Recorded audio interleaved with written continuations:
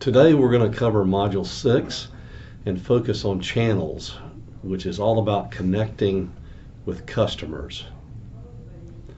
And this particular block on our business model canvas can be found just under the customer relationships and in between our customer segments and our value propositions. So connecting with our customers. So let's introduce a foundational definition for channels. It's the path for delivering goods, services, or information to relevant stakeholders in the business process. So as an entrepreneur, the focus here, the two questions that you'll be asking yourself as you build out your business model canvas is, how does your product or service get from the company to the customer? And we're going to talk about a couple of channels that actually assist with that process. And the second question is, how does your customer learn they need your product or service? And there are a couple of channels that we're going to present that will address that particular question. So there are 4 channel types, which would include distribution and service. Those are the 2 channel types that help to answer the first question. How do I get my product or my service to my customer or customers, right? And then the marketing and sales channels, these are the 2 channels that help answer the second question. How do my customers learn about my products and my services? So a multifaceted model, if you will, in this segment on channels. So let's look at marketing channels first. We can think of marketing channels in 2 different ways. One, they're physical channels that can help us communicate about our product and our service to our customer or customers, and those include newspapers like the lanyap, billboards, or flyers. More importantly, today, in today's business world, are the digital marketing channels that include social media such as Instagram, Snapchat, paid search like Google AdWords, product placement, email marketing, sometimes referred to as drip marketing, and television, which that would include YouTube, etc. So the importance of digital marketing channels is increasingly important today. To think that you can purchase ads on Facebook and ensure, based on a certain set of criteria, that you can target those marketing advertisements to a very specific segment, and then to have the data, the information to know how many clicks opening, and how much processing of that information took place. That's incredibly useful information for you as an entrepreneur starting and launching and scaling your business. Now let's switch gears and talk about distribution channels. Distribution channels are how you get your product to your customer. And distribution channels are of 2 types as well. There are digital distribution channels and physical distribution channels. And when we consider that our products or services can be categorized in the same way, we have digital products and physical products and services, etc., then we can put this into a 4-quadrant matrix model and look at the different ways that our channels and our product types interact. So for physical products that are provided to our customer in a physical channel, we can think about McDonald's in the food service industry, or Ford in the automobile manufacturing industry.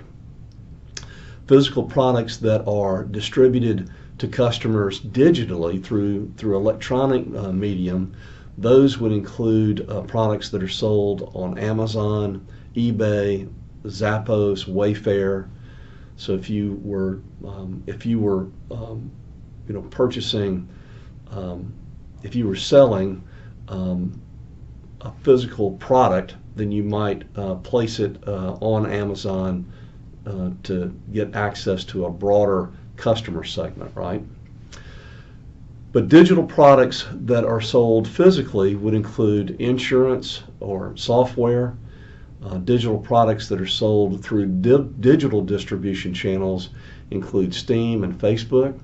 So you can see that it's a sophisticated and diverse means of getting your product to your customer or your service to your customer. And we'll talk a little bit about service channels in a moment. When we think about channels, let's focus now on sales channels, a way of bringing products or services to market so that they can be purchased by consumers. A sales channel can be a direct channel if it involves a business selling directly to its customers or the end users, right? But we can also think about sales channels in an indirect way, if in fact an intermediary such as a retailer or a dealer is involved in selling the product to customers. And some organizations, some companies use, not an either-or approach, but they use both direct and indirect sales channels to maximize their ability to bring products and services to their consumer segments. For instance, Apple would be one example, specifically with their iPhone product. If we think about that product in that product category, they sell directly to the end user, the customer, the Apple customer, through their Apple stores that are strategically located in major markets, and it's almost like cachet to go and experience the service-scape at the Apple store, right? But they also sell indirectly through intermediaries such as cell phone providers like AT&T, for instance. So that would be an example of a company that uses both direct and indirect sales channels to reach its customers. Now, the sales channels, the channel economics within sales channels are a little bit different depending on if it's a direct sales channel versus an indirect sales channel. So first, we're going to look at the channel economics for a direct sales channel. So if you can think about Apple, for instance, and that we used in the previous example, they have a certain cost of goods that they have to actually manufacture their iPhones. They have a certain amount in the budget for research and development cost that would be associated with, upgrades or the next generation iPhone.